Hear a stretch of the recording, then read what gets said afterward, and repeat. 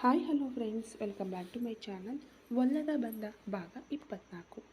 ಎಲ್ಲರೂ ಸಿದ್ಧರಾದರು. ಈಗ ಅವನು ತನ್ನ ಅಮ್ಮನನ್ನು ಎತ್ತಿ ಕಾರಿನಲ್ಲಿ ಕೂರಿಸಿ ವೀಲ್ ಚೇರನ್ನು ಮಡಚಿ ಒಳಗೆ ಇಟ್ಟನು. ನಕ್ಷತ್ರ ತನ್ನ ಅತ್ತೆಯ ಪಕ್ಕದಲ್ಲಿ ಕೂರಲು ಆ ಕಡೆ ಅವಳ ಪಕ್ಕದಲ್ಲಿ ಯಾಶಿಕಾ ಕೂತಳು. ಡ್ರೈವರ್ ಕಾರಿನ ಹತ್ತಿರ ಬರಲು ನಾನೇ ಡ್ರೈವ್ ಮಾಡ್ತೀನಿ ಎಂದು ಡ್ರೈವರ್ ಸೀಟಿನಲ್ಲಿ ಕೂತು ಸೀಟ್ ಬೆಲ್ಟ್ ಧರಿಸಿದನು ಅಥರ್ವ. ಪಕ್ಕದ ಸೀಟಿನಲ್ಲಿ ವಿಕ್ರಮ್ ಕೂತನು. ಉಳಿದವರು ಬೇರೆ ಕಾರಿನಲ್ಲಿ ಹೊರಡಲು ಈಗ ಎಲ್ಲರೂ ದೇವಸ್ಥಾನಕ್ಕೆ ಹೊರಟರು. ತನ್ನ ಅಮ್ಮ ಕೂತಿರುವುದರಿಂದ ಅಥರ್ವ ಮಧ್ಯಮ ವೇಗದಲ್ಲೇ ಕಾರನ್ನು ಚಲಾಯಿಸಿದನು. ಅಥರ್ವನ ಮುಖವನ್ನು ವಿಕ್ರಮ್ ಗಮನಿಸಿದನು. ಅದು ಸುಸ್ತಾದಂತೆ ಇತ್ತು. ಯಾವಾಗಲೂ ಫೈರ್ ಆಫೀಸರ್ ಆಗಿ ಗತ್ತಿನಿಂದ ಇರುವವರಿಗೆ ಇವತ್ತೇನು ಬೇಸರ? ಒಂದು ವೇಳೆ ಮ್ಯೂಸಿಕ್ನ ವಯಲಿನ್ ಗಾಳಿ ಇಲ್ಲಿ ಬೀಸಿಬಿಟ್ಟಿದೆಯೋ ಎಂದು ಯೋಚಿಸಿದವನು ಹಾಗೆಯೇ ನಿಧಾನವಾಗಿ ಕನ್ನಡಿಯನ್ನು ತನ್ನ ಕಡೆಗೆ ತಿರುಗಿಸಿ ತಲೆ ಸರಿಪಡಿಸಿಕೊಳ್ಳುವಂತೆ ನಕ್ಷತ್ರಾಳನ್ನು ಗಮನಿಸಿದನು. ಅವಳ ಮುಖದಲ್ಲೂ ಅತಿಯಾದ ಬೇಸರ ತುಂಬಿಕೊಂಡಿತ್ತು. ಈಗ ಲಘುವಾಗಿ ಯಾಶಿಕಾಳ ಕಡೆಗೆ ತಿರುಗಿಸಿ ತಲೆ ಸವರುವಂತೆ ನೋಡಲು ಅವಳು ನಕ್ಷತ್ರಾಳನ್ನು ಸುಟ್ಟು ಬಿಡುವಂತೆ ಕೋಪದಿಂದ ನೋಡುತ್ತಿದ್ದಳು. ಏನೋ ಮಾಡ್ತಾ ಇದ್ದೀಯಾ? ಕನ್ನಡಿಯನ್ನು ಸರಿಯಾಗಿ ಇಡು ಎಂದು ಗದರಿಸಿ ಅಥರ್ವ ಕಾರು ಚಲಾಯಿಸಿದನು. ಕನ್ನಡಿಯನ್ನು ಸರಿಯಾಗಿ ಇಟ್ಟನು. ಈಗ ಅಣ್ಣ, ಸಾಂಗ್ ಹಾಕ್ಕೊಂಡು ಹೋದರೆ ಚೆನ್ನಾಗಿರುತ್ತೆ ಎಂದು ಈಗ ತನ್ನ ಮೊಬೈಲ್ನಲ್ಲಿ ಯೂಟ್ಯೂಬ್ ಆನ್ ಮಾಡಿ ಅದನ್ನು ಬ್ಲೂಟೂತ್ಗೆ ಕನೆಕ್ಟ್ ಮಾಡಿ ಕಾರಿನಲ್ಲಿರುವ ಮ್ಯೂಸಿಕ್ ಸಿಸ್ಟಮ್ನಲ್ಲಿ ಹಾಡನ್ನು ಪ್ಲೇ ಮಾಡಿದನು. ನಮ್ಮ ಮನೆಗೆ ದೇವತೆ ಬಂದು ಬಿಟ್ಟಳು ನೋಡು. ನನ್ನ ಅಣ್ಣನ ಹೆಗಲ ಮೇಲೆ ಹೂಮಾಲೆಯಾದಳು. ಪ್ರೀತಿಯಿಂದ ನಮ್ಮ ಮನೆಯನ್ನು ಆಳುವ ರಾಣಿಯಾದಳು. ಮುಂಜಾನೆಯಲ್ಲಿ ಸುಪ್ರಭಾತ ಇನ್ಮೇಲೆ ಕೇಳಿಸುವುದು ನಮ್ಮ ಮನೆಯಲ್ಲಿ. ಬೇಸರದಲ್ಲಿದ್ದವನ ತುಟಿಗಳು ಲಘುವಾಗಿ ನಕ್ಕವು. ಅದನ್ನು ವಿಕ್ರಮ್ ಗಮನಿಸಿದನು. ಕನ್ನಡಿಯಲ್ಲಿ ನಕ್ಷತ್ರಾಳನ್ನು ನೋಡಲು ಅವಳು ತಲೆ ಎತ್ತಲೇ ಇಲ್ಲ. ಅವನ ಅಮ್ಮ ನಗುಮುಖದಿಂದ ತನ್ನ ಸೊಸೆಯನ್ನು ನೋಡಿ ಆನಂದಿಸುತ್ತಿದ್ದರು. ಯಾಶಿಕಾಳ ಮುಖದಲ್ಲಿ ಎಳ್ಳು ಸಾಸಿವೆ ಸಿಡಿಯುತ್ತಿತ್ತು. ಅಂದರೆ ಕೋಪದಿಂದ ಕೆಂಡವಾಗಿದ್ದಳು. ಪರವಾಗಿಲ್ಲ, ಅಣ್ಣನ ಮನಸ್ಸಿನಲ್ಲಿ ಮ್ಯೂಸಿಕ್ ಇದೆ. ಮ್ಯೂಸಿಕ್ ಮನಸ್ಸಿನಲ್ಲಿ ಬರೀ ವರ್ಕ್ ಫ್ರಮ್ ಹೋಮ್ ತರಹ ಕೆಲಸ ಮಾತ್ರ ಇದೆಯಾ? ಯಾಶಿಕಾ ಅಸಹ್ಯವಾಗಿ ನಕ್ಷತ್ರಾಳನ್ನು ನೋಡಿ ಮುಖ ಸಿಂಡರಿಸುತ್ತಿದ್ದಾಳೆ. ಹೇಗಾದರೂ ಇವಳ ಅಸಲಿ ಗುಣವನ್ನು ಅಮ್ಮನ ಎದುರು ಹೊರಗೆ ತರಬೇಕು ಎಂದು ಯೋಚಿಸಿದವನು ವಿಕ್ರಮ್ ಈಗ ಮತ್ತೆ ಒಂದು ಹಾಡನ್ನು ಪ್ಲೇ ಮಾಡಿದನು. ಗೋಕುಲದ ರಾಧೆ ಬಂದಳೋ ಇಲ್ಲಿ ಕಲ್ಯಾಣ ತೇರಿನಲ್ಲಿ.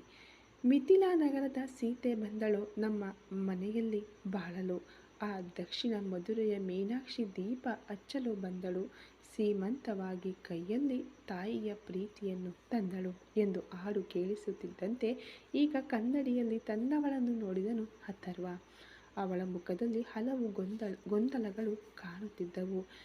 ಈಗ ಗಟ್ಟಿಯಾಗಿಯೇ, ಅಥರ್ವ, ಏ ವಿಕ್ರಮ್, 2 ಹಾಡು ನೀನು ಹಾಕಿದ್ದೀಯ, 3ನೇ ಹಾಡು ನಾನೇ ಹಾಕೋದು ಎಂದು ಮಗುವಿನಂತೆ ಹಠ ಹಿಡಿಯಲು ಅವನ ಅಮ್ಮನಿಗೆ ಆಶ್ಚರ್ಯವಾಯಿತು. ಯಾಶಿಕಾಳೋ ಇವನೇನು ಮಾಡಲು ಹೊರಟಿದ್ದಾನೆ ಎಂದು ತಿಳಿಯದೆ ನೋಡಿದಳು.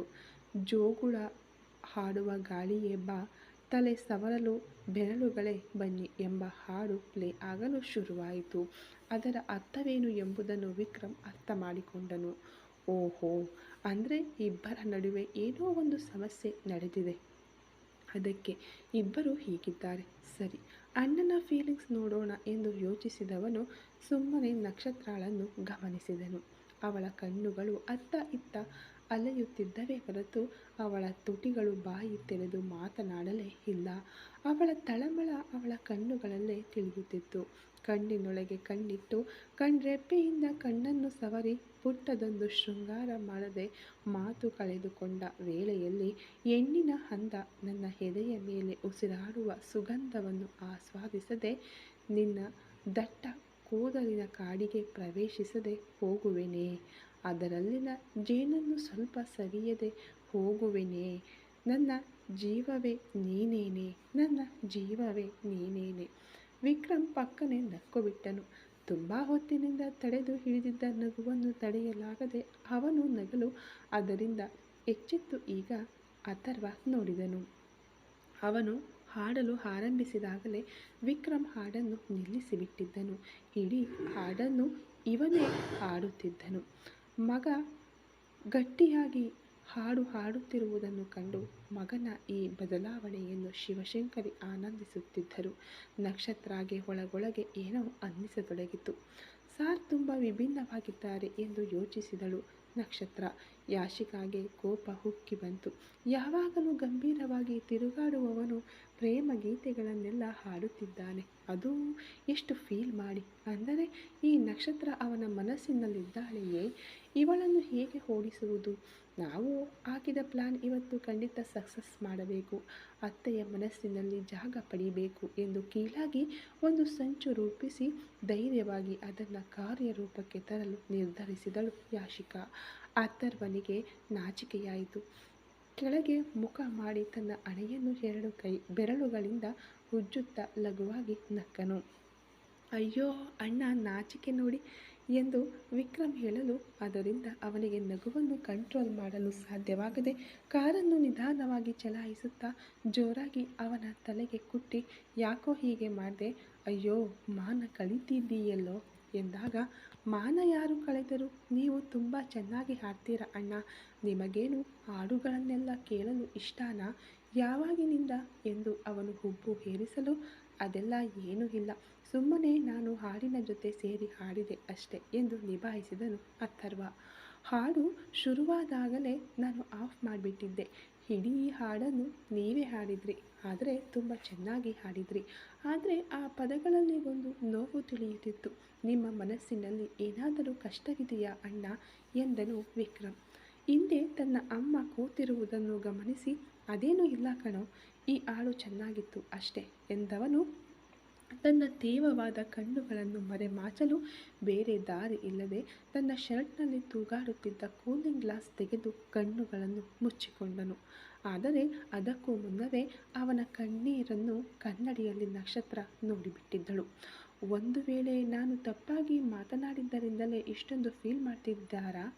ಆದರೆ ತುಂಬ ಲವ್ ಫೀಲ್ ಮಾಡಿ ಹಾಡಿದ ಹಾಗೆ ಇತ್ತಲ್ಲ. ಒಂದು ವೇಳೆ ಇವರು ನನ್ನನ್ನು ಲವ್ ಮಾಡ್ತಿದ್ದಾರಾ ಎಂದು ಅನ್ನಿಸಿತು. ಮುಂದಿನ ಕ್ಷಣವೇ ತಟ್ಟನೆ ತನ್ನ ತಲೆಗೆ ತಟ್ಟಿಕೊಂಡು ತಪ್ಪು ಎಂದುಕೊಂಡಳು. ಅವಳನ್ನು ವಿಚಿತ್ರವಾಗಿ ನೋಡಿದನು ವಿಕ್ರಮ್.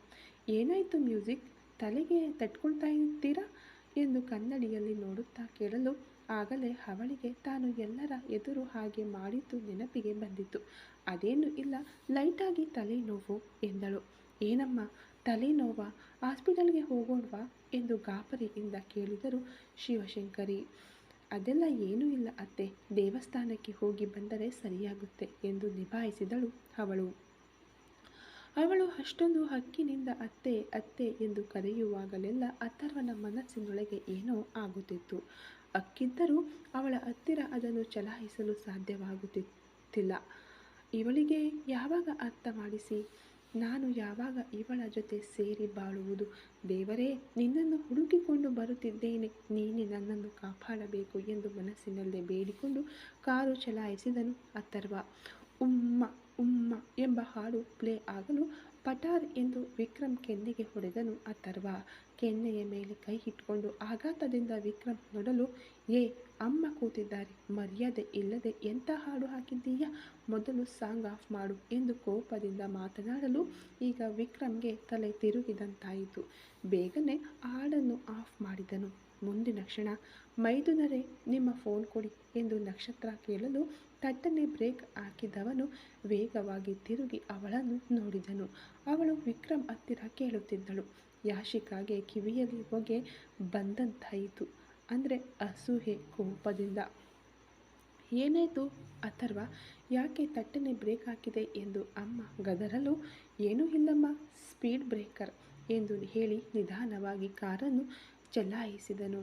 ವಿಕ್ರಮ್ಗೆ ನಗು ಬಂದಿತು. ತಗೊಳ್ಳಿ ಅತ್ತಿಗೆ ಎಂದು ಅವನು ಮೊಬೈಲ್ ಕೊಡಲು ಇಬ್ಬರೂ ಅಷ್ಟೊಂದು ಹಕ್ಕಿನಿಂದ ಸಂಬಂಧಗಳ ಹೆಸರಿಟ್ಟು ಕರೆಯುತ್ತಿರುವುದನ್ನು ಕೇಳಿ ಅಥರ್ವನ ಹೃದಯ ಜೋರಾಗಿ ಬಡಿದುಕೊಂಡಿತು. ನೀವು ಸಿಸ್ಟಮ್ ಆನ್ ಮಾಡಿ ಎಂದು ಹೇಳಿ ಈಗ ಅವಳು ತನ್ನ ಪಾಲಿಗೆ ಒಂದು ಹಾಡನ್ನು ಹಾಕಿದಳು. ಅದು ದೇವರ ಸಾಂಗ್. ವಾವ್ ಅತ್ತಿಗೆ, ಸೂಪರ್ ಹಾಡು, ತುಂಬ ಎನರ್ಜೆಟಿಕ್ ಆಗಿದೆ ಎಂದು ವಿಕ್ರಮ್ ಹೇಳಲು, ಈ ಹಾಡನ್ನು ದಿನಕ್ಕೆ 1 ಬಾರಿಯಾದರೂ ನಾನು ಕೇಳ್ತೀನಿ, ತುಂಬ ಚೆನ್ನಾಗಿರುತ್ತೆ ಎಂದು ಅವಳು ಹೇಳಿದಳು. ಓಹ್! ಹಾಗಾದರೆ ಇನ್ಮೇಲೆ ನಾವು ಆಫೀಸ್‌ಗೆ ಹೋಗುವಾಗ ಡೈಲಿ ಕೇಳಬಹುದು ಅತ್ತಿಗೆ ಎಂದು ಹೇಳಲು ಎಂದಳು ನಗುಮುಖದಿಂದ. ಮಳ್ಳಿ ತರಹ ಇದ್ದವಳು ದಿಢೀರನೆ ಇಷ್ಟೊಂದು ಎನರ್ಜಿಟಿಕ್ ಆಗಿ ಮಾತನಾಡ್ತಾ ಇದ್ದಾಳೆ ಎಂದು ಯಾಶಿಕಾ ಅಂದುಕೊಂಡಳು. ಆಗ ನಕ್ಷತ್ರಾಳನ್ನು ಅವಳ ಅತ್ತೆಯ ಹತ್ತಿರ ಸಿಲುಕಿಸಲು ಅವಳಿಗೆ ಒಂದು ಉಪಾಯ ಹೊಳೆಯಿತು. ಏನಾಯಿತು ನಕ್ಷತ್ರ? ದೇವಸ್ಥಾನಕ್ಕೆ ಹೋಗುವಾಗ ಮಾಸ್ಕ್ ಹಾಕ್ಕೊಂಡಿದ್ದೀಯಾ? ಮಾಸ್ಕ್ ಬಿಚ್ಚು ಎಂದಾಗ ನಕ್ಷತ್ರಾಗೆ ಈಗ ಆತಂಕವಾಯಿತು. ತುಟಿಯ ಮೇಲೆ ಬೇರೆ ಗಾಯವಿದೆ, ಮಾಸ್ಕ್ ಬಿಚ್ಚಿದರೆ ಮಾನ ಹೊರಟು ಹೋಗುತ್ತದೆ ಎಂದು ಅವಳು ಯೋಚಿಸಲು ಅವಳ ಪರಿಸ್ಥಿತಿಯನ್ನು ಅರ್ಥ ಮಾಡಿಕೊಂಡ ಅಥರ್ವ, ಯಾಕೆ ಯಾಶಿಕಾ? ಮಾಸ್ಕ್ ಹಾಕಿಕೊಂಡು ಹೋದರೆ ಅವಳಿಗೆ ಏನೂ ಕಡಿಮೆ ಆಗಲ್ಲ. ಅವಳಿಗೆ ಡಸ್ಟ್ ಅಲರ್ಜಿ ಇದೆ, ಅದಕ್ಕೆ ಅವಳು ಮಾಸ್ಕ್ ಹಾಕಿಕೊಂಡೇ ಹೊರಗೆ ಬರ್ತಾಳೆ ಎಂದನು. ಹಾಗಾದರೆ ಇಷ್ಟು ದಿನ ಅವಳು ಮಾಸ್ಕ್ ಹಾಕಿಕೊಂಡಿದ್ದನ್ನು ನಾನು ನೋಡಿಲ್ಲವಲ್ಲ ಎಂದು ಯಾಶಿಕಾ ಬಾಯಿ ತಪ್ಪಿ ಹೇಳಲು, ಅಯ್ಯೋ ಸಿಕ್ಕಿಬಿದ್ದೆವು ಎಂದು ನಕ್ಷತ್ರ ಕಣ್ಣುಗಳನ್ನು ಗಟ್ಟಿಯಾಗಿ ಮುಚ್ಚಿಕೊಂಡಳು. ಅಥರ್ವನಿಗೂ ಅದಕ್ಕಿಂತ ಹೆಚ್ಚಾಗಿ ಅಡಿಪಾಯವೇ ನಡುಗಿದಂತಾಯಿತು. ಇವಳೇನು ಹೀಗೆ ಒದರುತ್ತಿದ್ದಾಳೆ ಎಂದು ಯೋಚಿಸುವಾಗಲೇ, ಏನು ಯಾಶಿಕಾ ಹೇಳ್ತಾ ಇದ್ದೀಯಾ? ಇಷ್ಟು ದಿನ ಹಾಕ್ಕೊಂಡಿರಲಿಲ್ಲ ಅಂದರೆ ನಕ್ಷತ್ರ ನಿನಗೆ ಮುಂಚೆಯೇ ಗೊತ್ತಿತ್ತಾ ಎಂದು ತಮ್ಮ ವಿಚಾರಣೆಯನ್ನು ಆರಂಭಿಸಿದರು ಶಿವಶಂಕರಿ. ಹೌದು ಅತ್ತೆ, ನಿಮಗೆ ಗೊತ್ತಿಲ್ವಾ? ಇವಳು ನಮ್ಮ ಕಂಪನಿಯಲ್ಲೇ ಕೆಲಸ ಮಾಡ್ತಿದ್ದಳು ಎಂದು ಹೇಳಲು ಅಥರ್ವನಿಗೆ ಕೋಪ ತಡೆಯಲು ಸಾಧ್ಯವಾಗಲಿಲ್ಲ. ವಿಕ್ರಮ್ ಮಾತ್ರ ಸರಿಯಾಗಿ ಹೋಯಿತು. ಈ ಸಿಚುವೇಶನ್ ಅನ್ನು ನಾವು ನಿಭಾಯಿಸಬಹುದು. ಆದರೂ ನಾವೇ ಮಧ್ಯೆ ನುಗ್ಗಿ ಎಲ್ಲವನ್ನು ಮಾಡಿದರೆ ಅಣ್ಣನಿಗೆ ಏನು ಕೆಲಸ ಇರುತ್ತೆ? ಮ್ಯೂಸಿಕ್ ಮುಂಚೆ ಇವರು ಈಗ ಹೇಗೆ ಪರ್ಫಾರ್ಮ್ ಮಾಡ್ತಾರೆ ಅಂತಷ್ಟೇ ನೋಡೋಣ. ಆಗ ಗೊತ್ತಾಗುತ್ತೆ ಅವರ ಮನಸ್ಸಿನಲ್ಲಿ ಪ್ರೀತಿ ಇದೆಯೋ ಅಥವಾ ಸುಮ್ಮನೆ ಆ್ಯಕ್ಟಿಂಗ್ ಮಾಡಲು ಕರೆದುಕೊಂಡು ಬಂದಿದ್ದಾರೋ ಅಂತ. ನನಗೇನೋ ಇವರು 100% ಲವ್ನಲ್ಲಿ ಬಿದ್ದಿದ್ದಾರೆ, ಹೇಳಲು ತಿಳಿಯದೆ ಒದ್ದಾಡುತ್ತಿದ್ದಾರೆ ಅನ್ನಿಸುತ್ತಿದೆ. ಓಕೆ, ನೋಡೋಣ ಎಂದು ಸುಮ್ಮನಿದ್ದನು. ಮ್ಯಾನೇಜ್ ಮಾಡು ಎನ್ನುವಂತೆ ಅಥರ್ವ ವಿಕ್ರಮ್ ಕಡೆ ನೋಡಲು ಅವನು ಅದನ್ನೇನೂ ಗಮನಿಸದೆ ಮುಖ ತಿರುಗಿಸಿಕೊಂಡನು. ಸರಿಯಾದ ಸಮಯಕ್ಕೆ ಕೈ ಬಿಡುವುದೇ ಇವನಿಗೆ ಕೆಲಸವಾಯಿತು ಎಂದು ಯೋಚಿಸಿದನು. ಏನಪ್ಪ ಅಥರ್ವ, ನಕ್ಷತ್ರ ನಮ್ಮ ಕಂಪನಿಯಲ್ಲಿ ಕೆಲಸ ಮಾಡ್ತಿದ್ದಳಾ? ಇವತ್ತು ತಾನೇ ಆಫೀಸ್ಗೆ ಕರೆದುಕೊಂಡು ಹೋಗ್ತಿದ್ದೀನಿ ಅಂತ ನೀನು ಹೇಳಿದ್ದು ಎಂದು ಕೇಳಲು, ಈಗ ಬೇರೆ ದಾರಿ ಇಲ್ಲದೆ ಕಾರನ್ನು ಪಕ್ಕಕ್ಕೆ ನಿಲ್ಲಿಸಿ ತಿರುಗಿ ತನ್ನ ಅಮ್ಮನನ್ನು ನೋಡಿದನು. ಕ್ಷಮಿಸಮ್ಮ, ನಾನು ನಿಮ್ಮ ಹತ್ತಿರ ಒಂದು ಸುಳ್ಳು ಹೇಳಿದ್ದೆ ಎಂದು ಅಥರ್ವ ಹೇಳಿದಾಗ ನಕ್ಷತ್ರ ಕೂಡ ಇವರು ನಿಜವನ್ನು ಹೇಳಿಬಿಡುತ್ತಾರೋ ಎಂದು ಆತಂಕದಿಂದ ನೋಡಿದಳು. ಇತ್ತ ವಿಕ್ರಮ್ ಹೋಯಿತು. ಅಮ್ಮನ ಸೆಂಟಿಮೆಂಟ್ನಲ್ಲಿ ಎಲ್ಲವನ್ನ ಹೇಳಿಬಿಡ್ತಾರೆ, ಇವತ್ತು ನಮಗೆ ಸರಿಯಾಗಿ ಏಟು ಬೀಳೋದು ಗ್ಯಾರಂಟಿ ಎಂದು 2 ಕೈಗಳನ್ನು ತಲೆಯ ಮೇಲಿಟ್ಟುಕೊಂಡು ತಲೆ ತಗ್ಗಿಸಿದ. ಯಾಶಿಕಾ ಈಗ ನಿಜ ಆಚೆ ಬರಲಿದೆ. ಅವಳು ಸಾಮಾನ್ಯ ರಿಸೆಪ್ಷನಿಸ್ಟ್ ತಾನೇ, ಅವಳನ್ನು ಮನೆಯಿಂದ ಆಚೆ ಕಳುಹಿಸುತ್ತಾರೆ ಎಂದು ಯೋಚಿಸುತ್ತಿದ್ದಳು. ಏನಪ್ಪ ಹೇಳ್ತಾ ಇದ್ದೀಯಾ? ನೀನು ಸುಳ್ಳು ಹೇಳಿದೀಯಾ ಎಂದು ನಿರಾಸೆ ತುಂಬಿದ ಮುಖದಿಂದ ಶಿವಶಂಕರಿ ಕೇಳುವಾಗಲೇ ತನ್ನ ಮಗನ ಮೇಲೆ ಅವರು ಎಷ್ಟು ನಂಬಿಕೆ ಇಟ್ಟಿದ್ದರು ಎಂಬುದು ತಿಳಿಯುತ್ತಿತ್ತು. ನಕ್ಷತ್ರಾಗೆ ನೋವಾಯಿತು. ಏನು ಮಾಡ್ತಾರೋ ಗೊತ್ತಿಲ್ಲ. ಅಯ್ಯೋ, ಅವರು ಏನು ಹೇಳ್ತಾರೆ ಅಂತ ಗೊತ್ತಿಲ್ಲದೆ ನಾವೇನು ಮಾತನಾಡೋದು ಎಂದು ಮೌನವಾಗಿದ್ದಳು. ಅಮ್ಮ, ನಕ್ಷತ್ರಾಳನ್ನು ನೋಡಿದ ತಕ್ಷಣ ನಮ್ಮ ಕಂಪನಿಯಲ್ಲಿ ಕೆಲಸ ಕೊಟ್ಟೆ. ಅವಳನ್ನು ಬಿಟ್ಟು ಇರಲು ನನ್ನಿಂದ ಆಗಲಿಲ್ಲ. ಅವಳು ನಾನು ಲವ್ ಮಾಡ್ತಿರೋ ವಿಷಯ ಆಚೆ ಗೊತ್ತಾದರೆ ದೊಡ್ಡ ಇಶ್ಯೂ ಆಗುತ್ತೆ. ಅದನ್ನೇ ದೊಡ್ಡ ವಿಷಯ ಮಾಡಿ ಸೋಷಿಯಲ್ ಮೀಡಿಯಾದಲ್ಲಿ ಸ್ಪ್ರೆಡ್ ಮಾಡ್ತಾರೆ. ಮದುವೆಗೆ ಇನ್ನೂ 1 ವರ್ಷಕ್ಕೂ ಹೆಚ್ಚು ಟೈಮ್ ಇರುವಾಗ ಈ ವಿಷಯವೆಲ್ಲ ಆಚೆ ಬಂದರೆ ಸುಮ್ಮನೆ ಹೆಸರು ಹಾಳಾಗುತ್ತೆ. ಅದಕ್ಕಾಗಿ ನಕ್ಷತ್ರಾಗೆ ಆರಂಭದಲ್ಲಿ ರಿಸೆಪ್ಷನ್ನಲ್ಲಿ ಕೆಲಸ ಕೊಟ್ಟೆ. ಆಮೇಲೆ ಇವಾಗ ನಿಮ್ಮ ಹತ್ತಿರ ಇಂಟ್ರಡ್ಯೂಸ್ ಮಾಡಬೇಕು ಅಂತ ನಿರ್ಧಾರ ಮಾಡಿದ ಮೇಲೆ ಅವಳನ್ನು ನನ್ನ ಪರ್ಸ್ನಲ್ PA ಆಗಿ ಪೋಸ್ಟಿಂಗ್ ಕೊಟ್ಟೆ.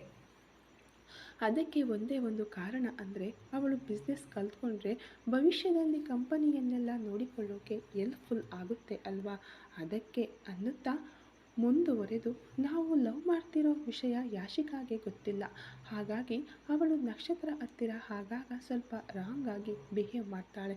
ನಾನು ಬೈತೀನಿ, ಅದನ್ನೇ ಇವಾಗ ಹೇಳ್ತಿದ್ದಾಳೆ ಎಂದು ಸ್ಪಷ್ಟವಾಗಿ ಸುಳ್ಳು ಮತ್ತು ನಿಜವನ್ನು ಬೆರೆಸಿ ಅವನು ಹೇಳಿದಾಗ ಯಾಶಿಕಾಗೆ ಕಂಡು ಹಿಡಿಯಲು ಆಗಲಿಲ್ಲ. ಅಣ್ಣ, ಸೂಪರಾಗಿ ಹೇಳ್ತಿದ್ದೀರಾ, ನಿಮಗೆ ಆಸ್ಕರ್ ಅವಾರ್ಡ್ ಕೊಡಬೇಕು ಏನು ಮಾಡೋದು, ಆಚೆ ಇರೋರಿಗೆ ಪರ್ಫಾರ್ಮೆನ್ಸ್ ಗೊತ್ತಾಗ್ತಿಲ್ವಲ್ಲ ಎಂದು ಮನಸ್ಸಿನಲ್ಲಿಯೇ ಅಂದುಕೊಂಡ ವಿಕ್ರಮ್. ದೇವರೇ, ಹೇಗೋ ಮ್ಯಾನೇಜ್ ಮಾಡಿಬಿಟ್ಟರು ಎಂದುಕೊಂಡಳು ನಕ್ಷತ್ರ. ಏನು ಕಂದ, ಇಷ್ಟರ ಮಟ್ಟಿಗೆ ಅವಳನ್ನು ಮನಸ್ಸಿನಲ್ಲಿ ಇಟ್ಟುಕೊಂಡು ನೀನು ನನ್ನ ಹತ್ತಿರ ಹೇಳದೆ ಮುಚ್ಚಿಟ್ಟೆ ಅಲ್ವಾ? ಆವತ್ತು ಹುಡುಗಿ ಬದಲಾದಾಗ ನೀನು ಎಷ್ಟು ಫೀಲ್ ಮಾಡಿದೆ. ನಿನ್ನನ್ನು ನೋಡಿ ರಾತ್ರಿ ನಿದ್ದೆ ಮಾಡದೆ ಹತ್ತಿದ್ದೆ. ಆದರೆ ಇವತ್ತು ಅವಳೇ ನಿನಗೆ ಸಿಕ್ಕಿದ್ದಾಳೆ. ಎಲ್ಲ ಆ ದೇವರ ದಯೆ. ಅವರ ಹತ್ತಿರ ಹರಕೆ ಒತ್ತಿದ್ದೇನೆ ಕಣೋ. ನೀನು ಆಸೆಪಟ್ಟ ಹಾಗೆ ನಿನ್ನ ಮದುವೆ ನಡೆದರೆ ನನ್ನ ಸೊಸೆಯ ಕೈಯಿಂದ ಚಿನ್ನದ ಕಿರೀಟ ಅರ್ಪಿಸುತ್ತೇನೆ ಅಂತ ಹರಕೆ ಹೊತ್ತಿದ್ದೇನೆ ಎಂದಾಗ ಯಾಶಿಕಾ ಬೆಂಕಿಯಂತೆ ಗುರಾಯಿಸಿದಳು. ನಕ್ಷತ್ರ ಅವರ ನಂಬಿಕೆಯನ್ನು ನೆನೆದು ಒಳಗೊಳಗೆ ಸಂತೋಷಪಟ್ಟರೂ ಇವನು ಮೋಸ ಮಾಡುತ್ತಿದ್ದಾನಲ್ಲ ಎಂಬ ಕೋಪ ಅವನ ಮೇಲೆ ಬರಲೇ ಮಾಡಿತು. ಸ್ವಲ್ಪ ಹೊತ್ತಿನಲ್ಲಿ ಎಲ್ಲರೂ ದೇವಸ್ಥಾನವನ್ನು ತಲುಪಿದರು. ಪೂಜೆಗೆ ಬೇಕಾದ ಎಲ್ಲ ವಸ್ತುಗಳನ್ನು ಅಥರ್ವ ಕೊಂಡುಕೊಂಡ. ಆಗಲೇ ಕಾರಿನಲ್ಲಿದ್ದ ತಾಂಬೂಲದ ತಟ್ಟೆಯನ್ನು ತೆಗೆದು ನಕ್ಷತ್ರಾಳ ಕೈಗೆ ಕೊಟ್ಟನು. ಅಥರ್ವ ಅದರಲ್ಲಿ ಪೂಜೆಗೆ ಬೇಕಾದ ವಸ್ತುಗಳನ್ನೆಲ್ಲ ಇಟ್ಟು ಅವಳನ್ನು ಕರೆದುಕೊಂಡು ಹೋದನು.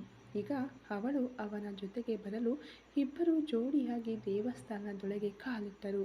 ಯಾಶಿಕಾ ಅಥರ್ವನ ಈ ಕಡೆ ಬರಲು ವೇಗವಾಗಿ ಅವಳನ್ನು ತಳ್ಳಿ ಆ ಕಡೆಗೆ ದೂಡಿ ತನ್ನ ಅಣ್ಣನ ಪಕ್ಕದಲ್ಲೇ ಬಂದನು ವಿಕ್ರಮ್. ಛೆ, ಇವನನ್ನು ಏನಾದರೂ ಮಾಡಬೇಕು ಎಂದು ಯೋಚಿಸುತ್ತಲೇ ಒಳಗೆ ಹೋದಳು ಯಾಶಿಕಾ. ಅಮ್ಮ, ನಾವು ಒಟ್ಟಿಗೆ ದೇವಸ್ಥಾನಕ್ಕೆ ಬಂದು 2 ವರ್ಷಕ್ಕೂ ಮೇಲಾಯ್ತಲ್ವಾ? ಅದಾದ ಮೇಲೆ ನಾವು ಕೂಡ ಬರಲೇ ಇಲ್ಲ ಎಂದನು ಅಥರ್ವ. ಏನಪ್ಪ ಹೇಳ್ತಾ ಇದೀಯಾ? ನೀನು ಬರಲೇ ಇಲ್ವಾ ಎಂದು ಕೇಳಲು, ಹೌದಮ್ಮ, ಬಂದರೆ ನಿಮ್ಮ ನೆನಪು ಬರುತ್ತೆ ಅಂತ ಬರಲಿಲ್ಲ. ಇವತ್ತು ನೀವು ಬರ್ತೀನಿ ಅಂತ ಹೇಳಿದ್ದು ತುಂಬ ಸಂತೋಷ ಎಂದು ಮಾತನಾಡುತ್ತಲೇ ತನ್ನ ತಾಯಿಯ ವೀಲ್ಚೇರನ್ನು ತಳ್ಳಿಕೊಂಡು ಹೋದನು ಅಥರ್ವ. ಅಲ್ಲಿ ಅವರ ಕುಟುಂಬದವರೆಲ್ಲರೂ ಕಾಯುತ್ತಿದ್ದರು. ಈಗ ಎಲ್ಲರೂ ಮೂಲ ದೇವರ ಸನ್ನಿಧಿಗೆ ಹೋದರು.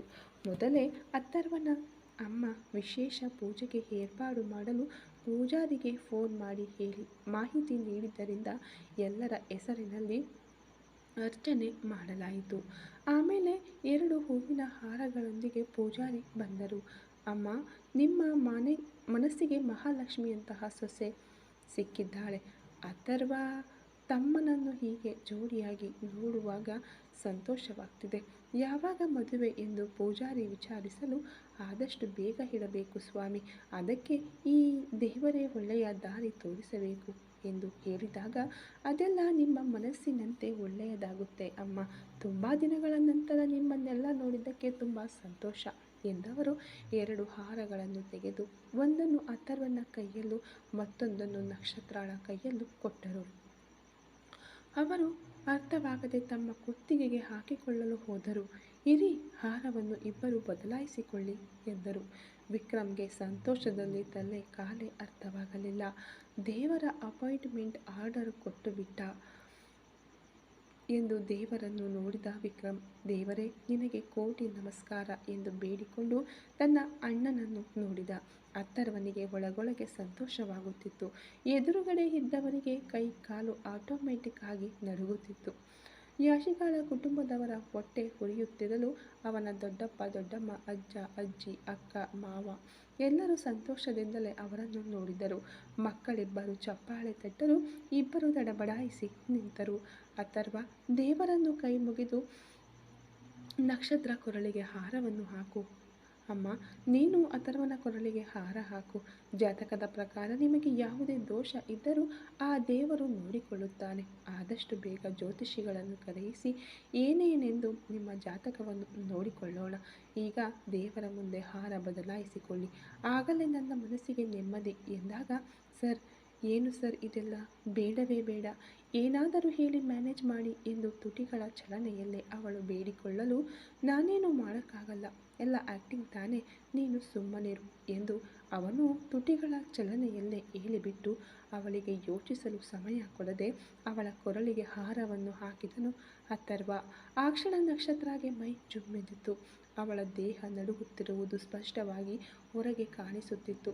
ನಕ್ಷತ್ರ, ಹಾರವನ್ನು ಹಾಕಮ್ಮ ಎಂದು ಅವನ ಅಮ್ಮ ಹೇಳಲು ಕೈ ನಡುಕದಿಂದಲೇ ಅವನ ಹತ್ತಿರ ತೆಗೆದುಕೊಂಡು ಹೋದಳು. ಅವನು ತಾಳೆ ಮರದ ಅರ್ಧದಷ್ಟಿದ್ದ, ಎಟುಕದೆ ಕಾಲ್ಬೆರಳುಗಳ ಮೇಲೆ ನಿಂತು ಹಾಕಲು ಪ್ರಯತ್ನಿಸಿದಳು ನಕ್ಷತ್ರ.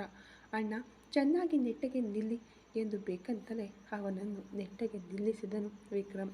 ವೇಗವಾಗಿ ಅವನ ಕಡೆ ತಿರುಗಿದವಳು ಏನು ಎಂಬಂತೆ ನೋಡಲು, ಅದೆಲ್ಲ ಹಾಗಲ್ಲ ಅತ್ತಿಗೆ, ನಮ್ಮ ಅಣ್ಣ ನೆಟ್ಟಗೆಯೇ ನಿಂತಾರೆ, ನೀವೇ ಹಾರ ಹಾಕಬೇಕು ಎಂದನು. ಅವಳು ಎತ್ತರಕ್ಕೆ ನಿಂತು ನೋಡಿದಳು. ಅವಳಿಂದ ಆಗಲಿಲ್ಲ. ಅಥರ್ವನಿಗೆ ಪಾಪ ಅನ್ನಿಸಿತು. ತಕ್ಷಣ ಅವಳನ್ನು ಎತ್ತಿದವನು ಬೇಗ ಹಾಕು ಎಂದು ಹೇಳಿದನು. ಪಟಾರ್ ಎಂದು ಅವನ ಕೊರಳಿಗೆ ಹಾರವನ್ನು ಹಾಕಿಬಿಟ್ಟಳು. ಆಮೇಲೆ ಅವಳನ್ನು ಕೆಳಗಿಳಿಸಿದನು. ಅಲ್ಲಿದ್ದ ಹೂಗಳನ್ನು ಎಲ್ಲರೂ ಅವರ ಮೇಲೆ ಎರಚಲು ವಿಕ್ರಮ್ ಚಪ್ಪಾಳೆ ತಟ್ಟಿದನು. ಇದಕ್ಕಾಗಿಯೇ ಎಂದು ತನ್ನ ಅಣ್ಣನನ್ನು ನೋಡಿ ಕಣ್ಣು ಹೊಡೆಯಲು ಸರಿ ಎಂದು ಅವನು ಮುಗುಳ್ನಕ್ಕನು. ಇನ್ನೊಂದು ಕಡೆ ಯಾಶಿಕಾಗೆ ಅವಳ ಮೇಲೆ ಕೊಲೆ ಮಾಡುವಷ್ಟು ಕೋಪ ಬಂದಿತ್ತು. ದೇವಸ್ಥಾನವನ್ನು ಸುತ್ತಿ ಬರುವಾಗ ಯಾರು ಸೊಸೆ ಅನ್ನೋದು ತಾನಾಗಿಯೇ ಗೊತ್ತಾಗುತ್ತೆ ಎಂದುಕೊಂಡವಳು, ಸರಿ ಅತ್ತೆ, ಹೀಗೆ ಇಷ್ಟು ಹೊತ್ತು ನಿಲ್ಲೋದು, ಬನ್ನಿ ಎಲ್ಲರೂ ದೇವಸ್ಥಾನವನ್ನು ಸುತ್ತಿ ಬರೋಣ ಎಂದು ಯಾಶಿಕಾ ಹೇಳಿದಳು. ಏನು ಬಿಳಿ ಹೆಗ್ಗಣ ವಾಂಟೆಡ್ ಆಗಿ ಬಂದು ಗಾಡಿ ಹತ್ತುತ್ತಿದೆ ಎಂದು ಯೋಚಿಸಿದ ವಿಕ್ರಮ್, ಬನ್ನಿ ದೇವಸ್ಥಾನವನ್ನು ಸುತ್ತಿ ಬರೋಣ ಎಂದು ಅಥರ್ವನ ಅಮ್ಮ ಹೇಳಲು ಈಗ ಎಲ್ಲರೂ ದೇವಸ್ಥಾನವನ್ನು ಸುತ್ತಲು ಹೊರಟರು. ಅಲ್ಲಿರುವ ಮಂಟಪದಲ್ಲಿ ಒಬ್ಬ ಸಿದ್ಧರು ಕುಳಿತಿದ್ದರು. ಉದ್ದನೆಯ ಗಡ್ಡ, ಕಾವಿ ಪಂಚೆ ಉಟ್ಟು ಹಲವು ರುದ್ರಾಕ್ಷಿ ಮಾಲೆಗಳನ್ನು ಕುತ್ತಿಗೆಯಲ್ಲಿ ಹಾಕಿಕೊಂಡು ಕುಳಿತಿರಲು ಅವರ ಮುಂದೆ ಕೆಲವರು ಕುಳಿತಿದ್ದರು. ಅವರನ್ನು ನೋಡಿದ ತಕ್ಷಣ ಯಾಶಿಕಾಳ ಮುಖದಲ್ಲಿ ನಗು ಹರಳಿತು. ಏನನ್ನೋ ಸಾಧಿಸಿದ ಅಹಂಕಾರ ಅವಳ ಮುಖದಲ್ಲಿ ಕಾಣುತ್ತಿತ್ತು. ಅವಳನ್ನೇ ಗಮನಿಸುತ್ತಿದ್ದ ವಿಕ್ರಮ್ಗೆ ಸ್ಪಷ್ಟವಾಗಿ ಅರ್ಥವಾಯಿತು. ಇವಳು ಯಾಕೆ ಸ್ವಾಮೀಜಿಯನ್ನು ನೋಡಿ ನಗ್ತಿದ್ದಾಳೆ, ಏನಾಗಿರಬಹುದು ಎಂದು ಯೋಚಿಸುತ್ತಿರುವಾಗ ಸರಿಯಾಗಿ ಅವರನ್ನು ದಾಟಿ ಹೋಗುವಾಗ ಶಿವಶಂಕರಿ ಅಮ್ಮ ಎಂದು ಕಣ್ಣು ಬಿಡದೆಯೇ ಸ್ವಾಮೀಜಿ ಕರೆಯಲು ಅಥರ್ವ ನಿಲ್ಲಿಸೋ ಎಂದು ಹೇಳಿಬಿಟ್ಟು ಅವರನ್ನು ನೋಡಿದರು. ಇಲ್ಲಿ ಬನ್ನಿ ಎಂದು ಕಣ್ಣು ಬಿಡದೆಯೇ ಹೇಳಲು ಸ್ವಾಮೀಜಿ ಕರೆಯುತ್ತಿದ್ದಾರೆ, ಅಲ್ಲಿಗೆ ತಳ್ಳಿಕೊಂಡು ಹೋಗು ಎಂದಾಗ ಅವನು ತಳ್ಳಿಕೊಂಡು ಬಂದು ತನ್ನ ಅಮ್ಮನನ್ನು ಆ ಸ್ವಾಮೀಜಿಯ ಮುಂದೆ ನಿಲ್ಲಿಸಿದನು. ಇಡೀ ಕುಟುಂಬವೇ ಹತ್ತಿರದಲ್ಲಿತ್ತು. 2 ವರ್ಷ ನನ್ನ ಅಪ್ಪ ದೇವರನ್ನು ನೋಡಲು ಬಾರದೇ ಇದ್ದು ಇವತ್ತು ಬಂದಿದ್ದೀರಾ ಅಂದರೆ ಆ ಅಪ್ಪನೇ ಬರುವಂತೆ ಮಾಡಿದ್ದಾನೆ. ನಿಮ್ಮ ಹಿರಿಯ ಮಗನಿಗೆ ಕಂಟಕವಿದೆ, ಅವನನ್ನು ಹುಡುಕಿಕೊಂಡು ಬರುವ ಯಾವುದು ಒಳ್ಳೆಯದಾಗಿರುವುದಿಲ್ಲ ಎಂದ ತಕ್ಷಣ ಅಥರ್ವನಿಗೂ ಮತ್ತು ನಕ್ಷತ್ರಗೂ ಒಂಥರ ಆಯಿತು. ವಿಕ್ರಮ್ಗೆ ಯಾಶಿಕಾಳ ಪ್ಲಾನ್ ಈಗ ಅರ್ಥವಾಗತೊಡಗಿತು. ಏನು ಸ್ವಾಮಿ ಹೇಳ್ತಿದ್ದೀರಾ, ನನ್ನ ಮಾವನಿಗೆ ಕಂಟಕವಿದೆಯಾ? ಅಯ್ಯಯ್ಯೋ, ನೀವು ಹೇಳೋದೆಲ್ಲ ನೋಡಿದರೆ ಭಯ ಆಗ್ತಿದೆಯಲ್ಲ, ಅವರಿಗೆ ಏನೇ ಕಂಟಕವಿದ್ದರೂ ನೀವೇ ಕಾಪಾಡಬೇಕು ಎಂದಳು. ಏನು ಕಂಟಕ ಸ್ವಾಮಿ, ನನ್ನ ಮಗನಿಗೆ ಏನೇ ಇದ್ದರೂ ಸ್ಪಷ್ಟವಾಗಿ ಹೇಳಿ ಎಂದು ಕಣ್ಣೀರು ಹಾಕುತ್ತಾ ಶಿವಶಂಕರಿ ಕೇಳಲು, ಏನಾದರೂ ಪರಿಹಾರವಿದ್ದರೆ ಹೇಳಿ, ನನ್ನ ಮಾವನಿಗಾಗಿ ನಾನು ಏನನ್ನಾದರೂ ಮಾಡುತ್ತೇನೆ ಎಂದು ಯಾಶಿಕಾ ಕೂಡ ಹೇಳಿದಳು. ಬರುವ ಕಾರ್ತಿಕ ದಿನದಂದು ಬೆಳ್ಳಿಯಲ್ಲಿ ದೇವನಿಗೆ ರಥ ಮಾಡಿ ಬೆಳ್ಳಿ ಮೂರ್ತಿಯನ್ನಿಟ್ಟು ಆ ರಥದ ಹಗ್ಗವನ್ನು ಬೆನ್ನಿಗೆ ಚುಚ್ಚಿಕೊಂಡು ದೇವಸ್ಥಾನವನ್ನು 3 ಬಾರಿ ಸುತ್ತಿ ಬಂದು ಹರಕೆ ತೀರಿಸಿದರೆ ನಿಮ್ಮ ಮಗನಿಗೆ ಬರುವ ಕಂಟಕ ದೂರವಾಗುತ್ತದೆ. ಖಂಡಿತವಾಗಿ ಸ್ವಾಮಿ, ಆದರೆ ಈಗ ನಾನು ಇರುವ ಸ್ಥಿತಿಯಲ್ಲಿ ನನ್ನಿಂದ ಆಗುತ್ತದೋ ಇಲ್ಲವೋ ಗೊತ್ತಿಲ್ಲವಲ್ಲ ಎಂದಾಗ, ನೀವಲ್ಲ, ನಿಮ್ಮ ಮಗನನ್ನು ಮದುವೆಯಾಗುವ ನಿಮ್ಮ ಸೊಸೆಯೇ ಇದನ್ನು ಮಾಡಬೇಕು ಎಂದು ಒತ್ತಿ ಹೇಳಿದಾಗ ವೇಗವಾಗಿ ನಕ್ಷತ್ರಳನ್ನು ನೋಡಿದನು ಅಥರ್ವ. ಅವಳಾದರೂ ಯಾವುದೇ ಭಾವನೆಗಳನ್ನು ಮುಖದಲ್ಲಿ ತೋರಿಸದೆ ನಿಂತಿದ್ದಳು. ಅಥರ್ವನಿಗೆ ಸ್ವಾಮೀಜಿ ಹೇಳುವುದನ್ನು ಒಪ್ಪಿಕೊಳ್ಳಲು ಸಾಧ್ಯವಾಗಲಿಲ್ಲ.